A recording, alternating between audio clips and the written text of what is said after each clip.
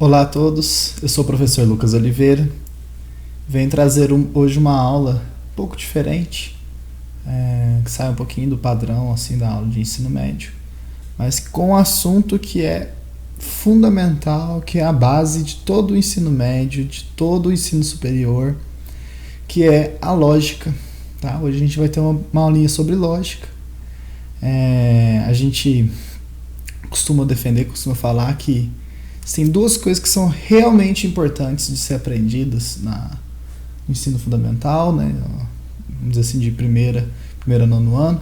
Tem duas coisas que precisam ser entendidas, são a lógica e interpretação de texto, né? Análise crítica. As duas coisas, obviamente, estão conectadas. A lógica um pouco mais ligada tradicionalmente à matemática, interpretação de texto um pouco mais ligada ao que o pessoal chama de língua portuguesa ou português aqui no Brasil, né?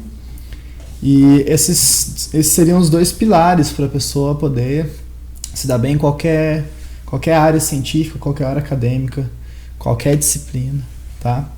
Seria a lógica e a interpretação de texto. A aula de hoje foi intitulada como Sócrates, o cara mais chato da Terra. E aí, ao longo da aula eu vou explicar o porquê. Por que o Sócrates era o cara mais chato da Terra e ele inspirou a chatice em muita gente nesse mundo. Então, para a gente começar a entender, a gente vai falar o que é ciência. A palavra vem do latim, scientia, e significa conhecer. A ciência envolve observar, identificar, pesquisar, levantar teorias e comunicar para que outros possam verificá-las. Isso já falando assim de uma forma mais ortodoxa, de uma forma mais tradicional da ciência, tá? Veja a importância que é comunicar para que os outros possam verificá-las, tá? A ciência ela tem ligação muito forte com a comunicação. Porque uma coisa é você pensar uma coisa, sentir, intuir, seja lá o que for. Outra coisa muito diferente é você ter um pensamento em que você consegue comunicar ao outro aquilo que você pensou. Você consegue trocar, você consegue compartilhar. Tá? Essa seria a alma da ciência, a gente conseguir compartilhar o conhecimento. Para que a cada geração a gente consiga ir além, conhecer mais, entender mais o mundo. A ciência ela tem um caráter impessoal. Isso já dizendo da ciência ortodoxa, com seu método científico. Qualquer um com os devidos instrumentos e treinamentos deve ser capaz de repetir os experimentos ou concordar com uma afirmação científica. Tá? Então a questão é que não existe um dom especial que faz com que a pessoa consiga ligar uma máquina ou entender uma teoria, entender uma demonstração. Não existe um dom especial. Obviamente existe pré-requisito, ou existem pré-requisitos no plural para fazer certas coisas. Que vão requerer algum treinamento, vão requerer ter alguns instrumentos específicos, como, por exemplo, vamos pegar o caso do microscópio. Tem certas coisas que você não vai conseguir observar sem o microscópio, ou alguma coisa ainda mais potente, um instrumento ainda mais potente. Tem várias coisas que vão além da percepção comum humana. Né? Então, a ideia do caráter impessoal é que com o devido instrumento e treinamento, qualquer um poderia verificar se aquilo é verdade ou não, né, para poder concordar ou não. E isso é muito importante. Os objetivos principais são a busca pela verdade, percepção de padrões, evolução, preservação da humanidade. Esses são os principais. Obviamente pode ter outras pessoas que falam os principais são outras coisas, ou também existem objetivos secundários, terciários e por aí vai. Isso aqui eu estou colocando também muita coisa assim baseada não diria na minha opinião, mas na minha experiência com ciência, né? Com todas as pesquisas e publicações que eu já tive, meus professores, meus orientadores e por aí vai, tudo aquilo que eles me falaram, tudo aquilo que eles me ensinaram sobre a ciência. Alguns exemplos do que é ciência. Então, por exemplo, a gente tem a matemática, A linguística, e aqui eu coloquei linguística, né, como um estudo geral das línguas, né, não só o português, porque aqui no Brasil a gente fala português, mas qual que seria o estudo de português que tem lá nos Estados Unidos? Né? Não é português, lá eles têm língua inglesa, né? Então, eu coloquei linguística como um estudo geral de línguas, tá? Mas a percepção dos padrões que existem nas diversas línguas e por aí vai. A química, a filosofia, a história, a estatística como uma ciência, que hoje ela já é até estudada separada do curso de matemática, né? Você tem cursos de estatística e cursos de matemática de forma totalmente separada.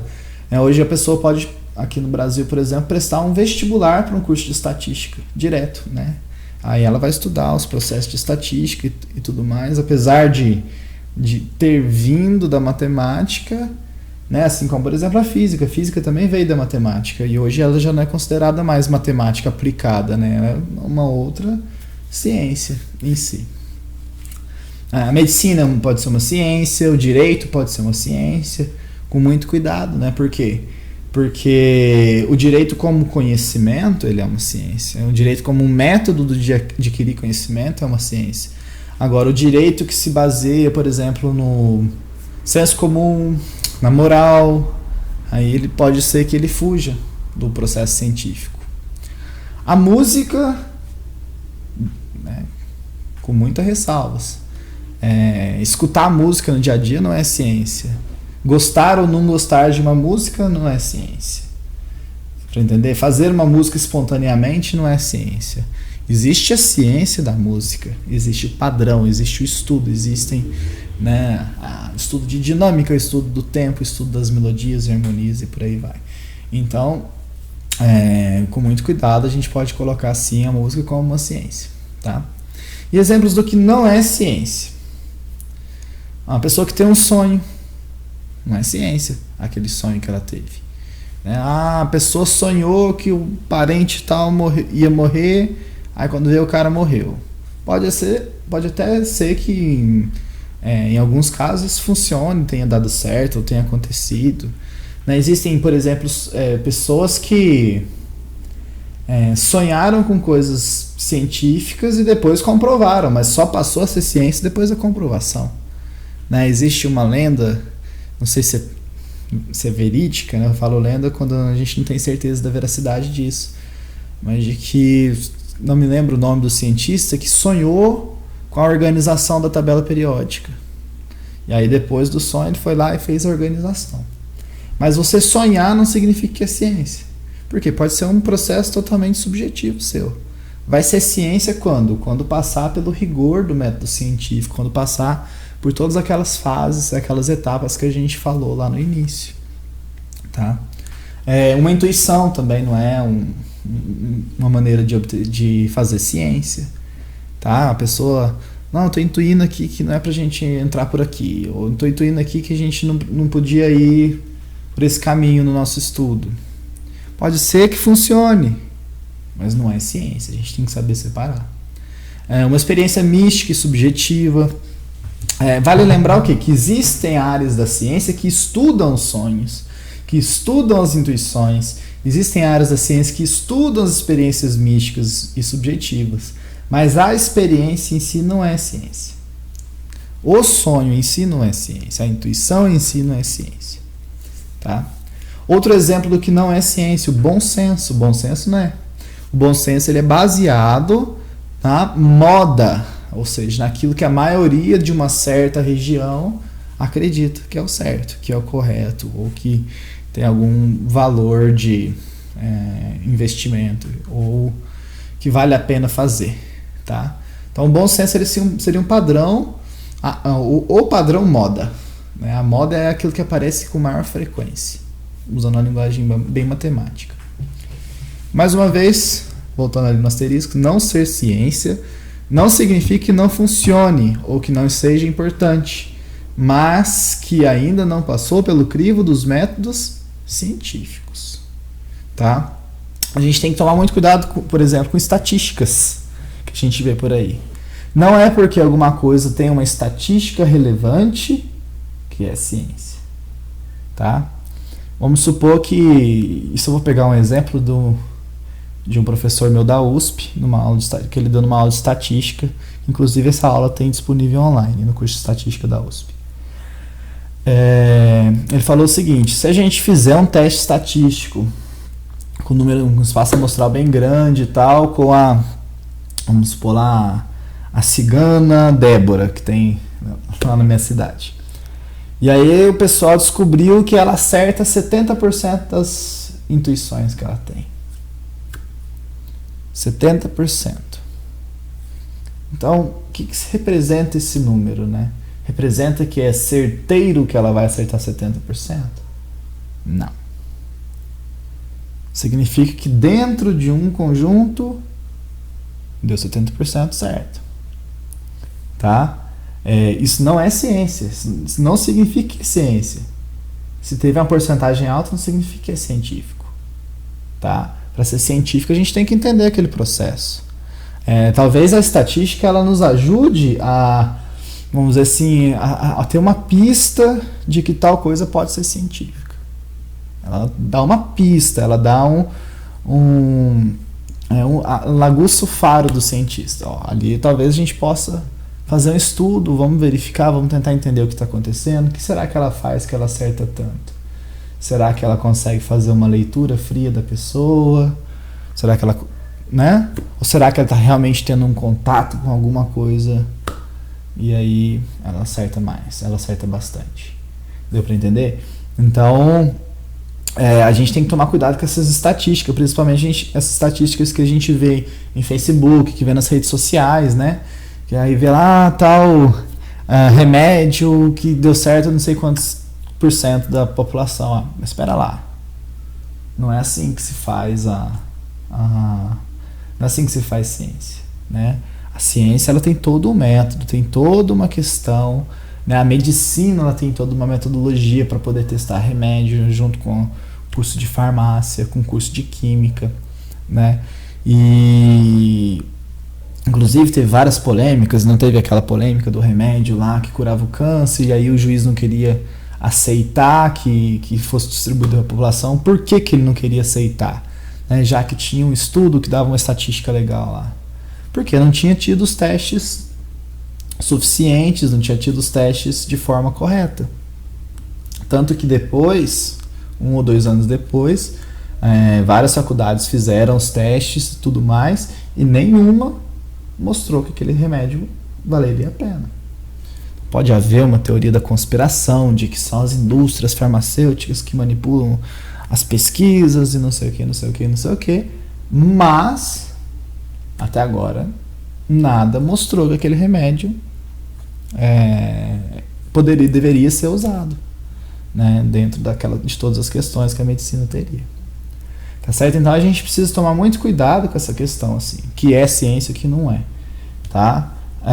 No ensino fundamental, no ensino médio, não existe uma obrigação de que tudo que se ensine seja ciência. Não existe essa obrigação. Não existe nenhuma lei que determina isso, mas dentro das diretrizes base do currículo nacional que a gente tem aqui, que é usada pelo currículo nacional, que tem aqui no nosso país, existe uma determinação que orienta que a gente use, né, que a gente ensine, que a gente fundamente a pessoa para que ela possa se tornar depois um cientista, se ela quiser. Tá certo? Então, a grande questão é justamente essa. Tudo que é ciência hoje, um dia não foi, não era. Em algum momento, alguém conseguiu fazer testes, passar esse conhecimento por um rigor, e aí aquilo foi transformado em ciência. E é justamente por isso que a gente não ensina só o que é ciência.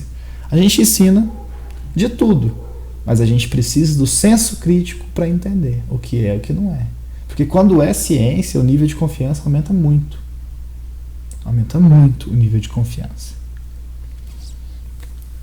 Bom, existem 3 pilares para o pensamento humano. Então, existe o bom senso, o mito e a razão. Isso de acordo com as filosofias, filosofia clássica. Tá? A razão, obviamente, é o pilar do pensamento mais utilizado Pela ciência, né? Para ser ciência, tem que também ser racional. Tá? Enquanto a gente não transforma em razão, enquanto ainda está em mito ou está em bom senso, ainda não é ciência. Mas a razão estuda o mito, a razão estuda o bom senso também. Do mesmo jeito que o mito explica a razão, e o mito também explica o bom senso, e o bom senso explica o mito, e o bom senso explica a razão. Então, um pode ser usado para explicar o outro, né? A gente pode chegar, por exemplo, numa missa e o padre falar sobre a razão. Ou a gente pode falar com o tio da esquina e o tio da esquina falar sobre a razão. A grande questão é que esses três pilares, eles interagem um com o outro. Mas saber utilizar a razão é algo essencial para que a gente possa começar a entender o conhecimento científico. Tá? Então, o bom senso, como eu já falei, é o pensamento que se guia pela moda, pelo mais frequente, pelo senso comum, pelo que a maioria das pessoas seguiam. Então, você quer saber, por exemplo, o que o bom senso diz sobre uma situação X? Você bate na porta de uns 4, 5 vizinhos, aí você já vai ver que começa a aparecer alguma opinião que é mais frequente. Ou você vai lá na praça, faz uma pesquisa e você vê que as pessoas que visitam a praça mais pensam, né? Que mais aparece lá. Então esse seria o bom senso daquele lugar. O bom senso de uma cidade pode ser diferente do bom senso da outra. O bom senso de um país pode ser diferente do bom senso do outro, né? Como o bom senso na China, lá não se vê problema, por exemplo, em comer a carne de um cachorro. Aqui no Brasil, você falar que as pessoas estão comendo carne de cachorro, tem gente que fica histérica. Então, o bom senso ele pode dar diferenças muito grandes de um lugar para o outro. E o mito? O mito, ele é baseado em histórias que podem ou não ter acontecido. A gente não sabe muitas vezes se aconteceu ou não, se foi exatamente daquele jeito ou não. O que importa para o mito é o valor moral que existe por trás daquela história. Então, por exemplo, vamos dar o exemplo de um mito aqui. O mito de Salomão, que inclusive aparece na Bíblia, né, de que quando um dia ele estava lá perto do templo dele, ele tinha lá suas 300 esposas e 2 delas começaram a brigar em relação a um filho, que o filho de uma das 2 tinha morrido na noite anterior e as 2 estavam falando que aquele que estava vivo era um filho delas. Então, quando a gente tem essa questão, né, aí tem toda a história de como ele conseguiu solucionar aquela questão. E aquilo tem um valor moral, né, de como ele usou a inteligência, a genialidade para solucionar o caso da injustiça. Não importa se aquilo funcionou, aconteceu ou não, se foi daquele jeito ou não, se foi Salomão ou não, se Salomão existiu ou não, a gente não sabe. Mas a gente tem um aprendizado com a história. Existe um valor moral por trás dessa história. Deu para entender? Então esse valor moral, ele guia muitas pessoas. Ele serve como exemplo para muitas pessoas. Então, ele se tornou um mito. E ele tem uma importância, ele tem um valor para a sociedade. E o terceiro pilar, então, seria a razão ou a lógica. A razão, ela vem, né, do latim ratio, que significa dividir. E algumas pessoas já me perguntaram, né, na matemática, por que tem a ver, né, os números racionais, a razão com os números racionais? E tem tudo a ver, porque a razão é você conseguir dividir os pensamentos. Você tem várias ideias, você consegue dividir essas ideias e colocar cada uma no seu lugar. Colocar um sentido entre as diferentes ideias, como aparece aqui, né?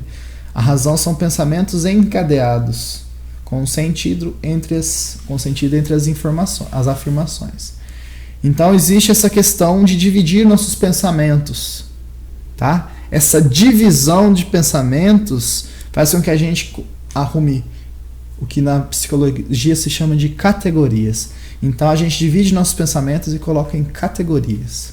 E aí quando a gente faz essas diferentes categorias, a gente chega em várias afirmações e a gente consegue ligar uma categoria na outra, ligar uma afirmação na outra. Isso é o processo de razão, é o processo de lógica, tá? A lógica, ela vai dar um sentido entre as diferentes afirmações.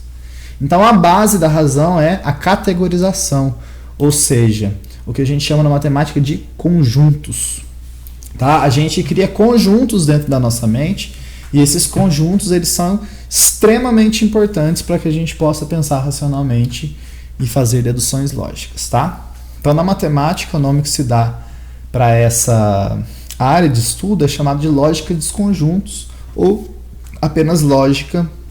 Separadamente também aparece, sem estudar os conjuntos em si, mas trabalhando apenas com afirmações. Bom, o que é um conjunto, então? Um conjunto, ou poderia chamar de categoria também, tá? É formado por elementos que seguem um padrão, uma lei, uma regra, uma ordem. Então, um padrão significa o quê? É algo que eu consegui observar, que eu consegui distinguir de outras coisas. Então, por que eu consigo distinguir isso daqui lá? Porque tem isso aqui é preto, aquilo lá é branco, isso aqui é de borracha, aquilo lá é de barro. Então essa distinção que a gente faz entre as coisas, a gente gera o que se chama de padrões. Tá? E essa palavra padrão ela é tão importante que existem autores, vou citar por exemplo Kate Devlin, ou vou citar Sawyer, que é um monstro na área da matemática, um grande autor na área da matemática, que classifica a matemática como a ciência dos padrões, não dos números. Isso é muito importante. Tá? Por quê? Porque o padrão, achar padrões e entender como eles se relacionam, que é uma das coisas mais importantes dentro da matemática. Então a lógica dos conjuntos é o estudo das relações entre os conjuntos, o que é a base do pensamento racional, que é a base do pensamento científico. Tá certo? Então vou dar um exemplo aqui, ó, conjuntos em biologia, para a gente entender que conjunto não é só de matemática. Para ser conjunto tem que ter algum padrão. E como que a gente define esse padrão? Aí vai existir uma lógica por causa desse padrão, mas também vão existir convenções. Tá? Então o que é uma convenção? Uma convenção é quando um grupo de pessoas se reúne e fala assim, vamos convencionar que isso aqui é 1 metro. Aí as pessoas falam sim, outras não, mas a maioria falou sim, beleza. Então isso aqui de agora em diante, essa barra de ferro desse tamanho aqui, ou essa barra de um metal X, vai ser 1 metro e de agora em diante no mundo inteiro, quem falar de metro vai estar falando disso aqui. Deu para entender? Então assim, a convenção ela acontece desse jeito. Existe categoria, conjunto que surge por definição. Alguém que está ali num processo lógico fala assim, ó, isso aqui é isso, a gente tem que acreditar nisso, para poder daqui para frente a gente poder usar. Definiu, está definido, criou um padrão, está ali o padrão, é assim que vai ser seguido. E existem padrões que são simplesmente percebidos, né? Mas uma vez percebidos, para se tornar ciência, a gente tem que poder comunicar, então a gente vai dar um nome, a gente vai dar alguma identificação para aquele padrão. Tá? Então na biologia, coloquei aqui um universo, eu usei os diagramas de matemática, os diagramas de Venn, para poder representar os conjuntos de biologia. Tá? Então a gente tem aqui, por exemplo, o conjunto dos seres vivos. Então tudo que tiver dentro desse conjunto aqui são seres vivos. E o conjunto dos minerais. E aqui é muito importante a gente entender. Por quê? Para o mito, pode ser que mineral seja um ser vivo. Para a razão, não. Porque a definição de ser vivo, a gente vai lá pegar lá o material, pode até jogar lá no... eu pego um material de biologia bem bacana, que sempre vai ter lá, definição de ser vivo. Ser vivo tem que fazer isso, tem que nascer, tem que morrer, tem que se desenvolver, tem que poder reproduzir, tem que se alimentar, e por aí vai. Então existe uma definição de seres vivos.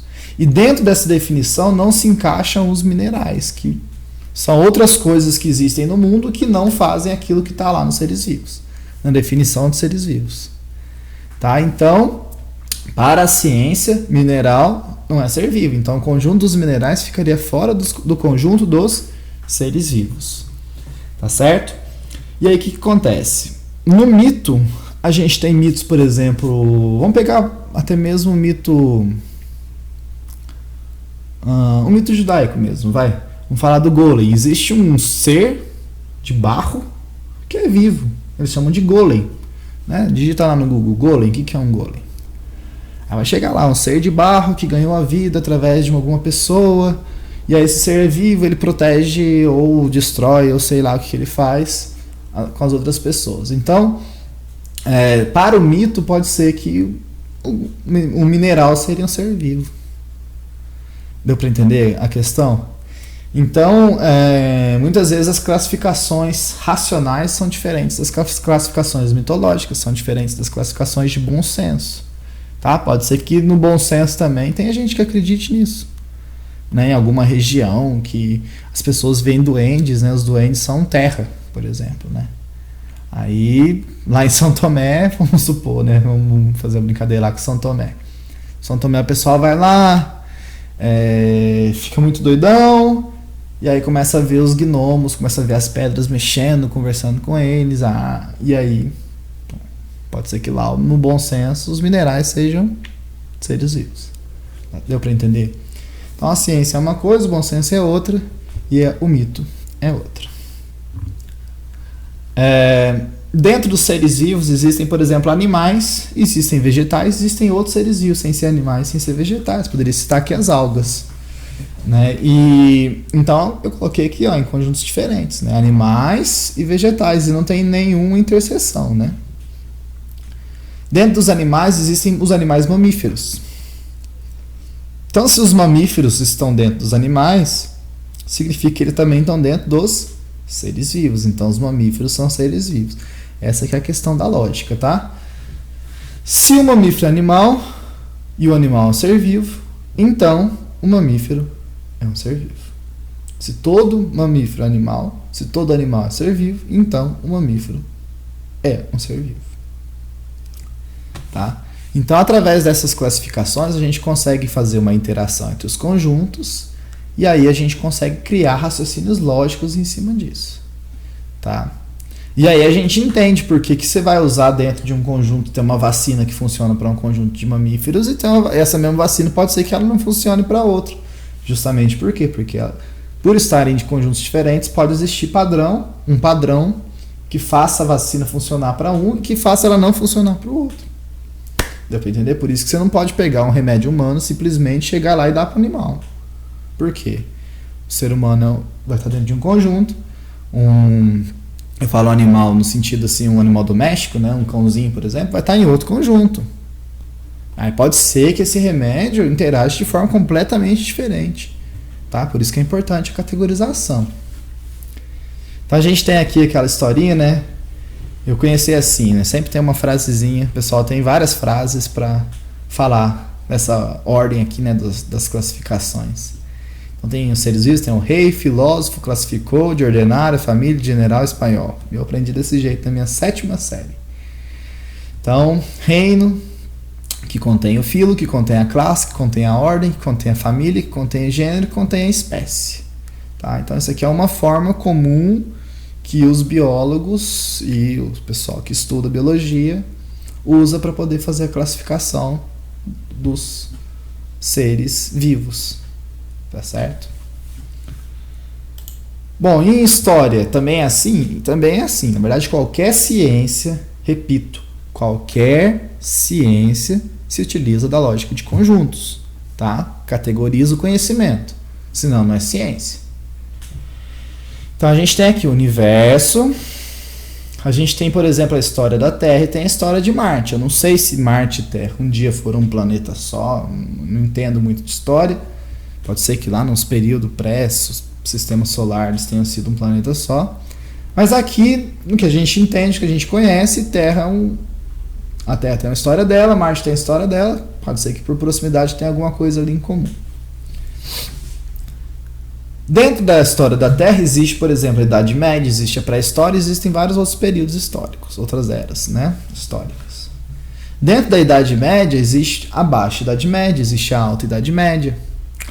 Dentro da Idade Média ocorreu O Renascimento. Então, os conhecimentos do Renascimento ficam dentro do período histórico da Baixa Idade Média, que fica dentro da Idade Média, que fica dentro da Terra, que fica dentro do Universo. E entre Terra e Universo, a gente poderia falar de Sistema Solar, a gente poderia falar de Via Láctea, sei lá o que mais. Tá certo? Então, dentro da história da Terra está da Idade Média, dentro da Idade Média está da Baixa Idade Média, dentro da Baixa Idade Média está a história do Renascimento, e dentro do Renascimento, por exemplo, a gente pode falar que tem a história do Leonardo da Vinci, que é uma pessoa que participou do Renascimento. Tá? E aí a gente consegue fazer o estudo de Leonardo da Vinci contextualizado dentro de todos esses outros conjuntos.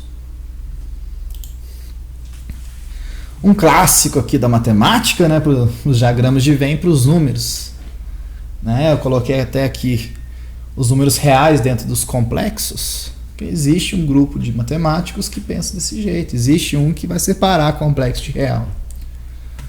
Dentro dos reais existem os racionais e os irracionais.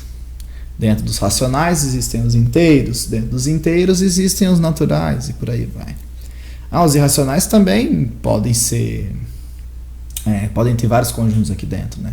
Poderia falar dos números transcendentes. E aí, você sabe o que é um número transcendente? Depois, se vocês quiserem, pode dar uma olhada aí, dar uma pesquisada. Tá? Mas é um conjunto de números que existem dentro dos irracionais. Tá certo? Então, isso aqui é uma outra forma, mas a matemática não trabalha só com esses conjuntos. Existem vários tipos de conjunto dentro da matemática, como um que eu vou dar um exemplo daqui a pouquinho. No dia a dia,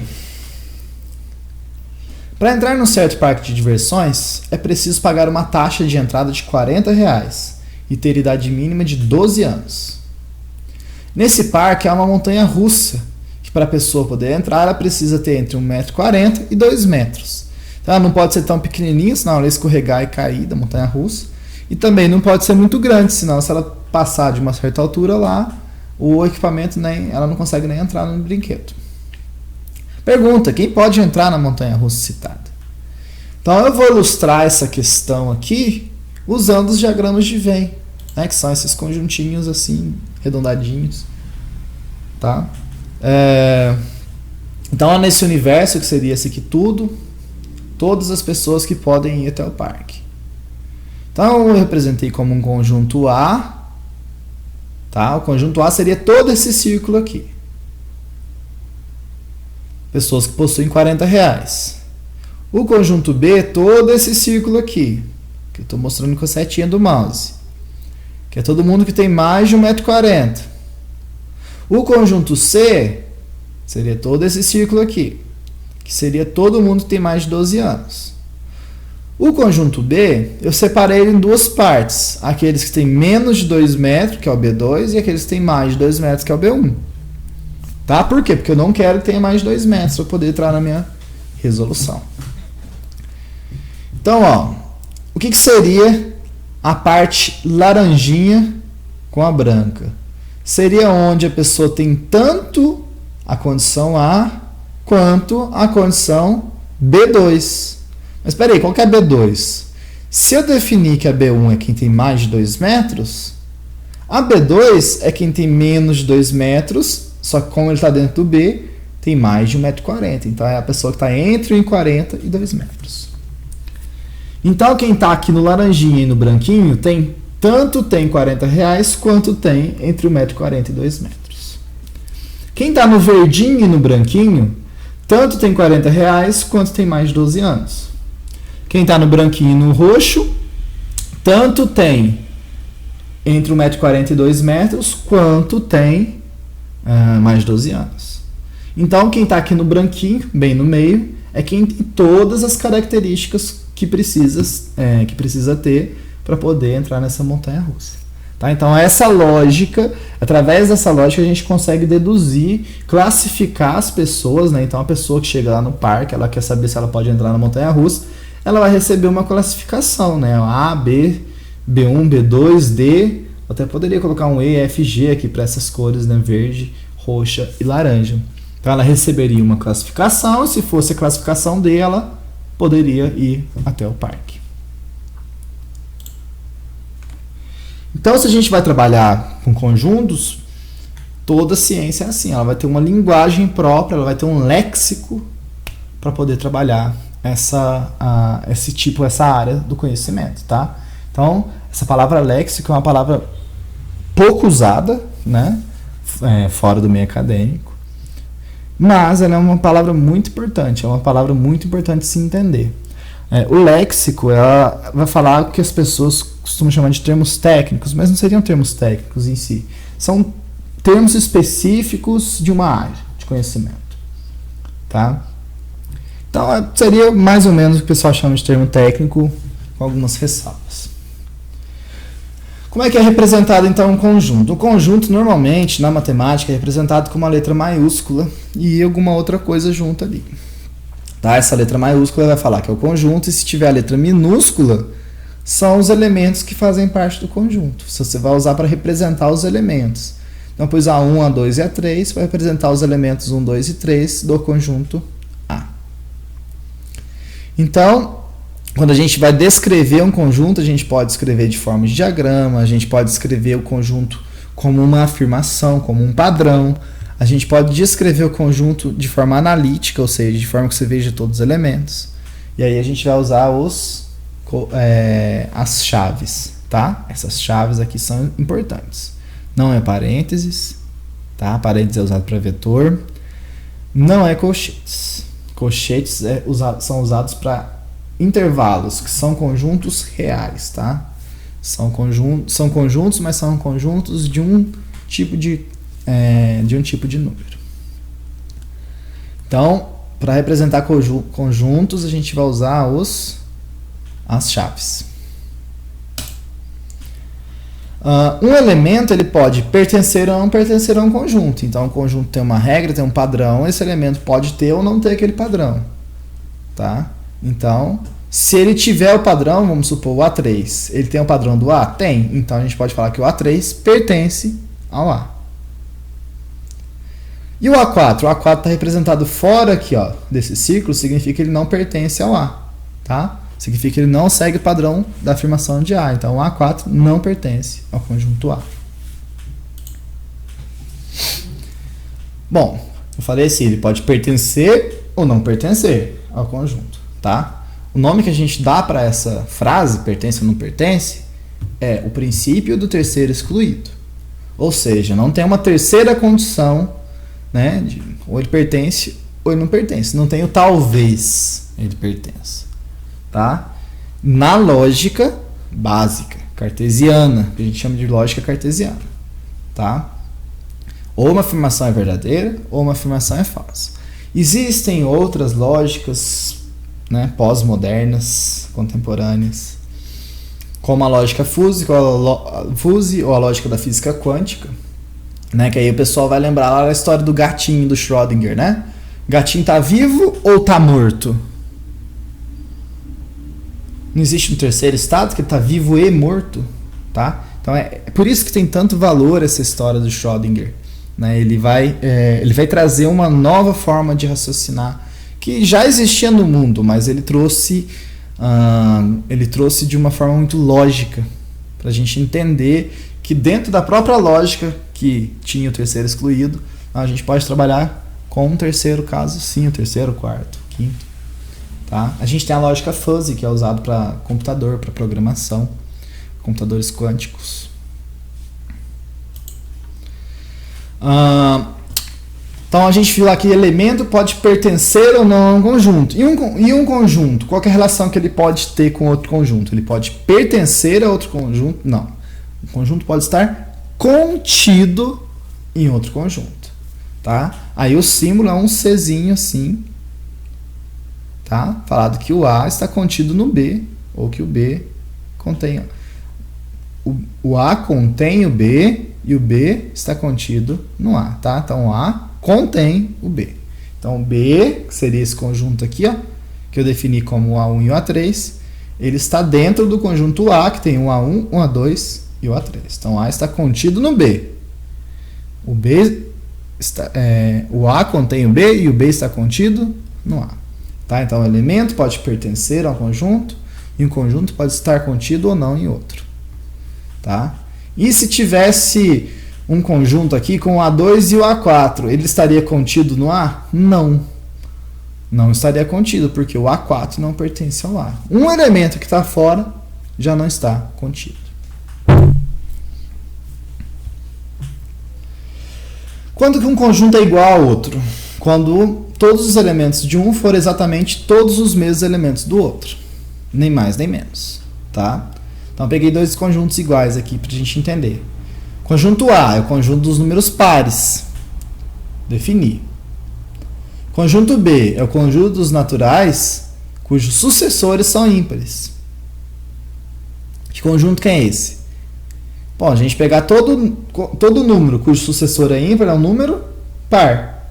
Então, o B tem todos os mesmos elementos que o A. Então, eu posso falar que o A é igual ao B. E os dois conjuntos são iguais. Existem alguns conjuntos notáveis, né, como o U, que é o universo da referência, todas as possibilidades de um certo padrão.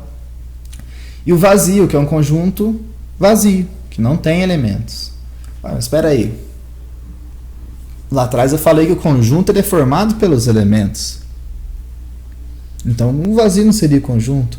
Bom, para questões de lógica, a gente considera que sim, um conjunto vazio é um conjunto formado por o padrão de não ter elementos. Então, existe o padrão de não ter elementos. Ele não é formado por elemento nenhum. Tá? Na prática, tem muito pouco uso. Né? Mas assim, quem que pode entrar no tal da montanha-russa? Ninguém, vamos supor, né? No caso lá. Dentro daquele universo, ninguém. Então, seria um conjunto vazio. Tá? Então, na prática, sim, existe a questão do vazio, mas ele né? Não faz tanto sentido na questão de falar isso é um conjunto. Mas para a lógica é importante. Para a lógica se usa pra caramba essa questão do conjunto vazio. Então, trabalhando a linguagem de conjuntos, a gente consegue estabelecer relação, né? Como a gente falou lá, relação de igualdade entre conjuntos, A igual a B. A interseção de conjuntos, que é A vezes B, tá? A gente pode falar A vezes B, ou pode falar A, U, B. Mas esse U não está aparecendo aqui no meu slide, deu um probleminha aqui no slide, tá? Mas seria o U de cabeça para baixo, igual esse U aqui, só que de cabeça para baixo. Tá? Então, a interseção de dois conjuntos é um novo conjunto, que é um conjunto formado por todos os elementos comuns a ambos. Tá? Se os dois conjuntos não tiverem nenhum elemento em comum, a interseção é o conjunto vazio. Tá? A união de dois conjuntos pode ser definida como A mais B ou A união B. Essa linguagem de A mais B ela é uma linguagem mais apropriada, tá? Porque a gente consegue fazer operações com A vezes B, A mais B e A menos B. Coisa que não fica tão legal pensando por aqui. Tá? São operações algébricas mesmo. É um negócio bem bacana. Quem tiver interesse depois pode falar comigo que eu passo um material bem legal sobre essas operações que dá para fazer com os conjuntos. A diferença entre conjuntos A menos B é tudo que está no A e não está no B ao mesmo tempo. Tá? Então, o que está no A, mas não está no B. Então, é o A menos a interseção de A com B. Ou A menos B. O complementar, o A', são todos elementos que não estão em A. Existe o complementar de A em relação a outro conjunto. Tá? Aí teria uma outra linguagem. A gente vai usar aqui só complementar de A em relação ao universo, que é o A'. Ou A barrinha em cima. Poderia ser um A e uma barra em cima. Relação entre conjuntos. Então, o B menos A seria só o que está em azul. Tá? O que verde não entraria. Porque o verde são os elementos que estão em B e estão em A ao mesmo tempo. O A menos B, só o amarelinho. O A vezes B, só o verdinho. E a união de A mais B é o amarelo, o verde e o azul. É todo mundo que está ou só no A, ou só no B, ou em ambos ao mesmo tempo. Isso é a união. E na lógica, como é que ficaria essa questão aí? Quando a gente fala lá A ou B. Pode ser... eu posso ir ao cinema ou ao shopping. Isso significa o quê? Que eu posso ir... a minha possibilidade é que eu vá... que eu tenha de ir em ambos. Eu posso ir em ambos. Tanto no cinema quanto no shopping. E também tem a questão da interseção. Posso ir em ambos ao mesmo tempo. Pode ser um cinema que está lá no shopping. Tá? Eu teria A e B. A e B. Esse ou e esse e, eles aparecem muito em exercícios de probabilidade na matemática.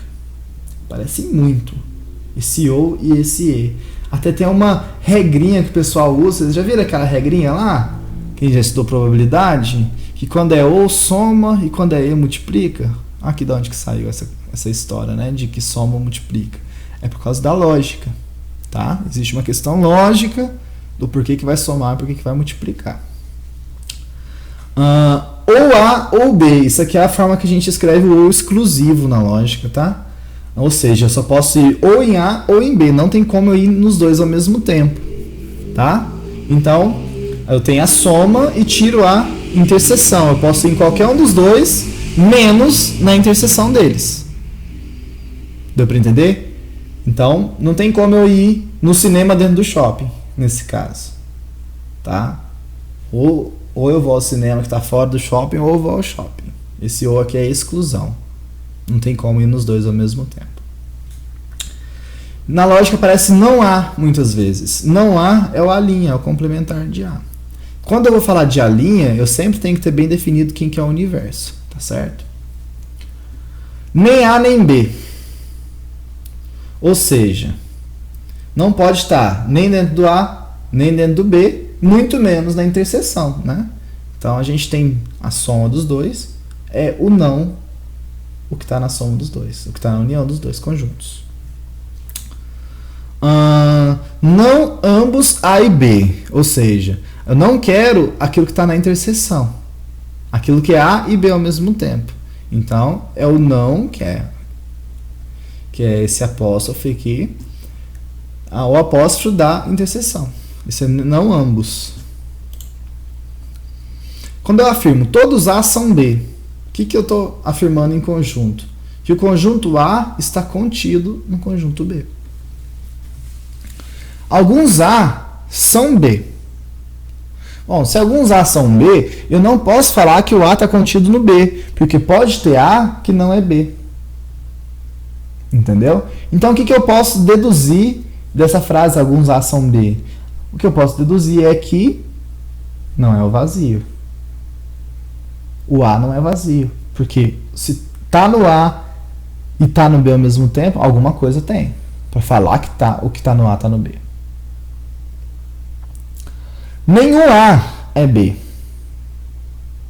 Ou seja, se não tem nenhum elemento do conjunto A que ao mesmo tempo está no B, a interseção é vazia.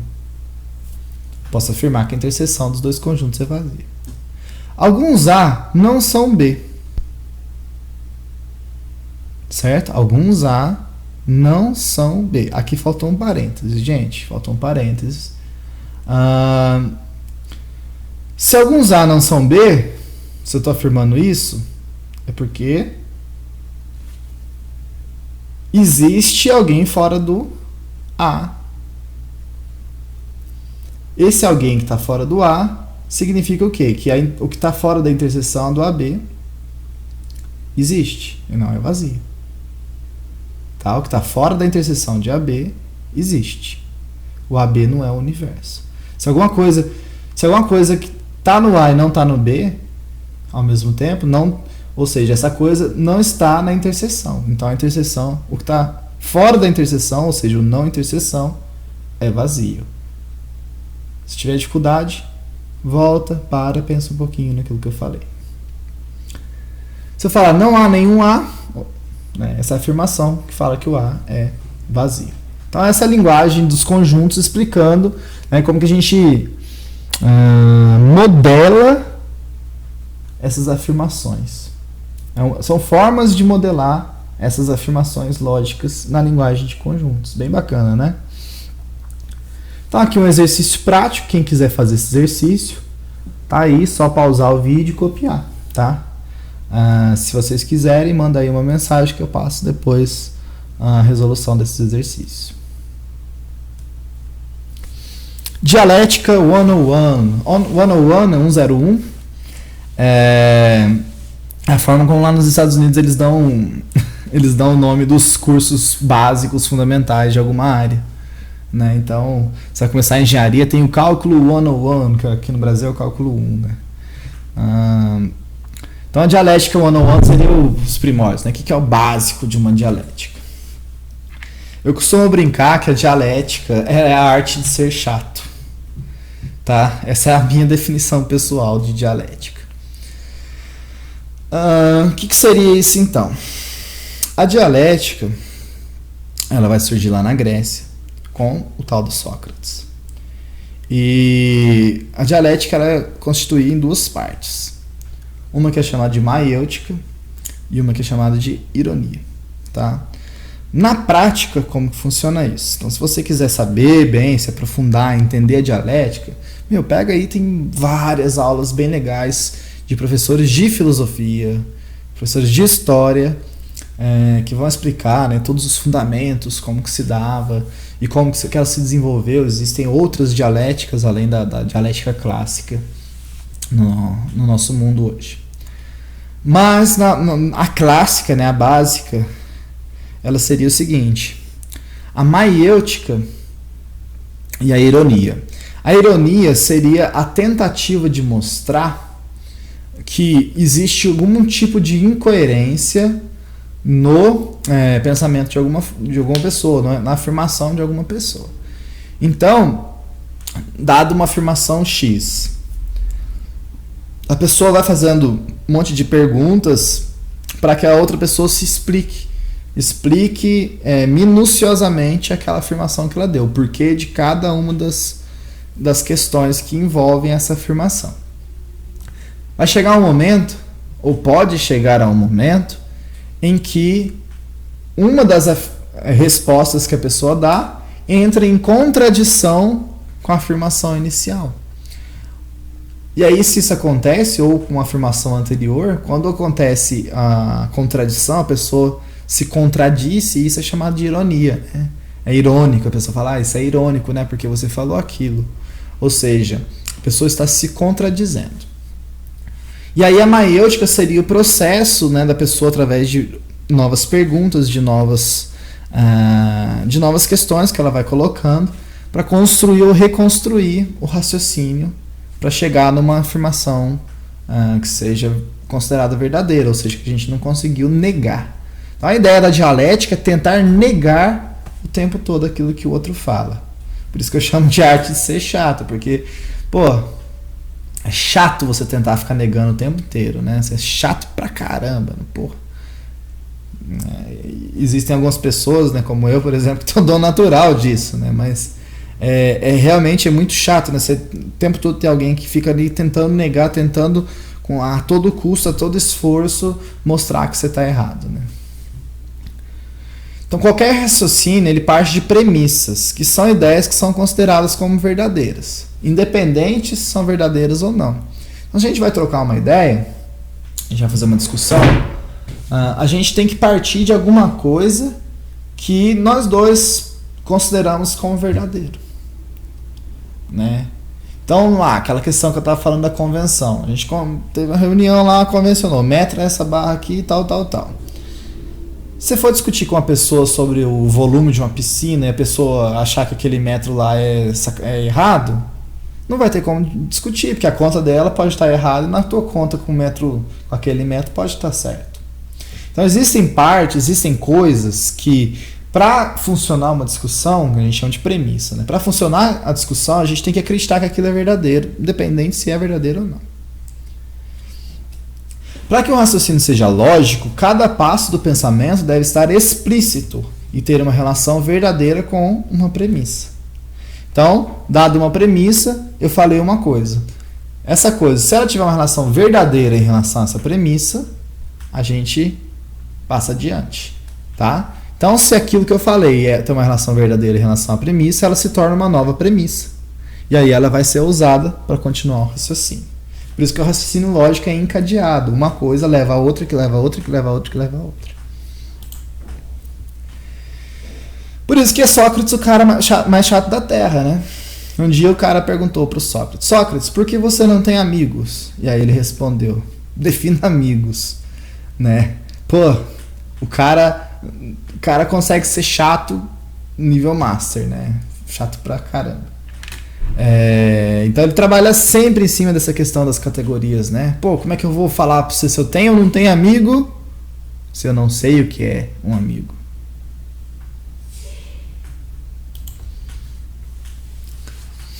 Então a ideia é que se uma premissa for comprovada como falsa, todos os raciocínios construídos em cima dela se tornam raciocínios duvidosos. Não sei se é verdade ou mentira. Eu sei que é duvidoso. A gente fica com a dúvida a mais. A gente vai tentar buscar melhorar esse raciocínio. Então o teste dialético consiste em tentar negar as afirmações de um raciocínio. Uma vez que se nega uma afirmação, considera que o raciocínio não é lógico. E se a gente não conseguir negar? A gente acredita, mas não pode afirmar que é verdadeiro. Pode afirmar que é verdadeiro de acordo com as premissas, mas não que é universalmente verdadeiro. Então, se a dialética é a arte de negar afirmações, a gente tem aqui um tutorial básico para quem quer negar afirmações, tá? Então, se uma pessoa pergunta, todo animal possui... Uma pessoa afirma, né? Todo animal possui patas. Essa palavra todo, na matemática, ela aparece tanto que existe um símbolo para ela, que é uma A de cabeça para baixo, tá? Todo ou qualquer animal possui patas. Então, como que eu nego a afirmação que tem todo? Basta eu encontrar um exemplo negativo para isso. Então, ó, não, a cobra não possui patas, não as possui, e é um animal. Então, um exemplo basta para negar o todo. Um exemplo negativo. E se eu falar assim, ó, nenhum mamífero possui bico. Nenhum também é um quantificador que aparece muito na matemática.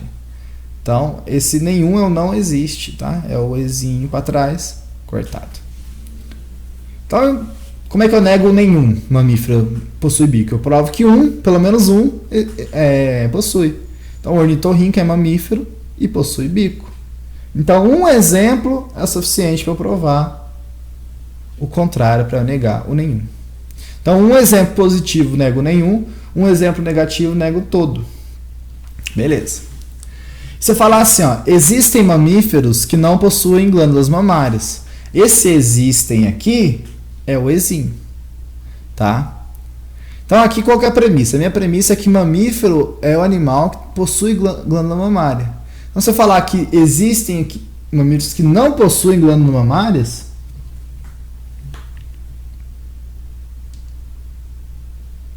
está indo contra a minha definição. Pode ser que existem autores, existem livros que definem mamíferos de outra forma, com outras características, com outros padrões. Mas dentro da premissa de que o mamífero é um ser que possui glândulas mamárias, então, como é que eu negaria isso? Como é que eu nego existem? Eu tenho que mostrar ou que todo ou que nenhum. Deu para entender? Então, negando, né? Não ter glândulas mamárias é a condição necessária para ser mamífero. Então, todo mamífero possui glândulas mamárias. Então, para eu negar o existem, ou eu vou usar nenhum, ou eu vou usar todo. E é muito difícil negar o existem, porque é muito difícil provar que todos. Vamos supor que um animal seja filho de um mamífero e por algum motivo nasceu sem glândula mamária. E aí, é mamífero? Então, assim, é mais difícil de provar ou de negar o existem. E é muito fácil negar o nenhum, é muito fácil negar o todo. Por isso que é muito importante. O pessoal que vai fazer redação, que está fazendo redação para Enem, para vestibular, para concurso público, toma muito cuidado em usar essas palavras aqui, ó, o todo e nenhum. Tome muito cuidado. Porque o corretor pode achar um exemplo contrário, pronto, sua argumentação tá destruída. Tá certo? Um contra-exemplo já destrói. Agora, provar o contrário do existem já é bem mais difícil. Então, a pessoa que tem a malícia para escrever, uma malícia na oratória, ela trabalha sempre com o existem. De vez em quando ela tem bastante certeza, quando ela tem um estudo bem legal, bem forte, aí ela vai usar o todo e vai usar o nenhum. Mas é muito raro. A grande maioria dos casos, use o existem para não correr esse perigo. Então, na matemática, a gente vai trabalhar muito com provas. As provas são um processo dialético em si, dentro da matemática. Então, quando se prova uma afirmação, não significa que ela é universalmente verdadeira, mas que é verdadeira de acordo com suas premissas. Verdadeira de acordo com as premissas. Vou pegar aqui um exemplo, só um minutinho.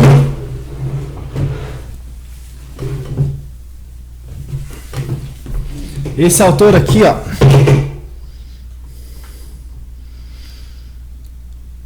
um autor muito famoso na matemática, Ian Stewart.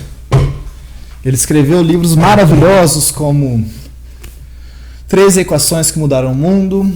Escreveu um livro que chama Deus Joga Dados, uma indagação. E esse aqui que é um livro maravilhoso, que é Por que a Beleza é Verdade. E dentro deste livro aqui, do Porquê que a Beleza é Verdade,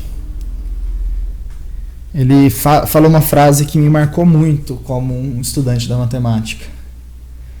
Ele falou assim: quando a gente prova alguma coisa na matemática, não significa que ela é universalmente verdadeira. Significa que ela funciona dentro das regras da matemática. Deu para entender? Quando eu provo alguma coisa matematicamente, ela funciona dentro das regras daquela matemática que eu estou usando. É só isso que eu posso afirmar. Claro que a matemática ela é muito ampla e funcionar dentro da matemática significa funcionar em muitos casos, e é bem bacana. Mas é importante entender que a matemática não é uma verdade universal. Ela é uma verdade dentro das regras da matemática. Um exemplo aqui, ó. Tocar a bola com a mão é considerado falta se a gente está jogando futebol. Porque o universo do futebol tem suas regras. Se a gente não estiver jogando futebol, a gente estiver jogando vôlei ou basquete, já não é falta mais. Deu para sacar? Dentro das regras do futebol, é falta tocar a bola com a mão. Dentro das regras do vôlei e do basquete, não. O que importa é a premissa, o que importa são as regras, o que importa é o combinado. E não adianta argumentar com o juiz: mas eu estava jogando vôlei, no vôlei podia. Não adianta, ele vai dar falta. Provas notáveis, ou seja, provas que aparecem muito na matemática. Existe prova por dedução. O que é uma prova por dedução? É quando você prova que todas as afirmações do raciocínio são verdadeiras. E aí existem, todas aquelas questõezinhas que o pessoal usa dos operadores matemáticos, da própria linguagem dos conjuntos para poder verificar se algo é verdadeiro ou falso. As tabelinhas verdades que o pessoal trabalha na lógica. Existe a prova por indução finita. Então, o que é a prova por indução finita? Você tem um padrão, você verifica que aquele padrão... você faz um teste, Você verifica que aquele padrão funciona para um caso. E aí você prova que sempre para o próximo vai valer. Então, assim, se eu provei que para o próximo sempre vale, então vale para esse. Então, o próximo vale. Mas então, se vale para esse, para o próximo também vale, para o próximo também vale. E aí isso vai até o infinito. Então, significa que todo mundo a partir dali vale. Então, eu provei. Tá certo? Então, eu provo dessa forma. O próximo vale. Então, por indução, a gente prova que tudo vale. Existe a prova por absurdo. O que é uma prova por absurdo? Bom, eu quero provar que A é verdade. Então eu afirmo o contrário. Não há. Se eu provar que o não há é uma mentira, eu provei que A é verdade. Então, isso seria a prova por absurdo. Ó. Afirmo o contrário e mostro que o contrário é falso. Então, eu posso afirmar que 2 é diferente de 1? Bom, dentro do conjunto dos números reais, a minha premissa, 2 é 1 mais 1. Portanto, sim, 2 é diferente de 1. Posso afirmar que 2 é diferente de 1. Se estiver dentro de uma loja, agora eu não estou trabalhando com matemática, número real, dentro de uma loja. Se estiver falando preço, e lá está falando assim, ó, 2 sapatos tem o preço de uma calça. Então, o preço de 2 sapatos é o preço de uma calça, então o preço de 2 é o preço de 1. O preço de 2 sapatos é o preço de uma calça. Bom, 2 é diferente de 1. Não, 2 aqui é 2 é igual a 1. Se estiver falando de uma jaula, por exemplo, põe um leão e põe uma zebra, 2 animais, né? O leão come a zebra, resulta em 1. Então, 2 resulta em 1. Esse sinal aqui pode ser lido como resulta também. Se for um leão e uma leoa, pode ter os filhotinhos, né? Aí 2 resulta em 3, 4 e por aí vai. Deu para entender? Então, o que importa são as regras do jogo. Dentro dos números reais, eu posso afirmar que 2 é 1 mais 1. Por quê? Por várias questões. Tá? Aí você tem que entender toda a formação do conjunto dos reais, como que ele é formado, das operações que são inerentes ao conjunto, e aí a gente vai entender por que 2 é 1 mais 1, e aí eu posso afirmar que 2 não é 1. Tá certo? Então, para tratar a matemática como ciência, eu preciso que cada afirmação que eu faço tenha suas premissas bem definidas. Então, premissa é uma palavra que todo mundo tem que saber o significado. A premissa é algo que a gente acredita que é verdadeiro e, por causa disso, a gente tem várias questões lógicas encadeadas a partir daquilo. Uma brincadeirinha que o pessoal faz para quem entra lá nos cursos de informática, né? Existem 10 tipos de pessoas, as que entendem binário e as que não entendem. Né? A pessoa comum vai ler desse jeito, 10 tipos de pessoas.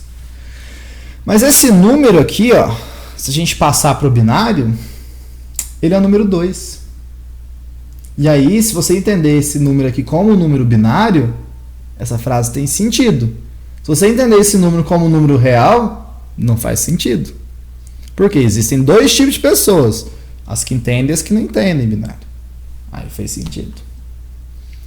Então, assim, dado a premissa, por exemplo, conjuntos de números naturais, eu posso afirmar que 1 mais 1 é 2 e ponto final. Então, dentro dos naturais, dentro dos inteiros, dentro dos racionais, dentro dos reais, essa operação aqui eu posso fazê-la. E é isso que a gente vai estudar nos nossos cursos de matemática. A gente vai entender quais são as operações, que tipo de operação que a gente pode fazer e tudo aquilo que a gente consegue chegar de resultado com essas operações. Tá certo? Aqui estão algumas referências, tá? Que eu usei para essa aula, né? O que é matemática, do Curran e do Robbins. A Introdução ao Pensamento Matemático, Introduction to Mathematical Thinking, do Kate Devlin. E é isso, meus queridos. Muito obrigado. Qualquer dúvida,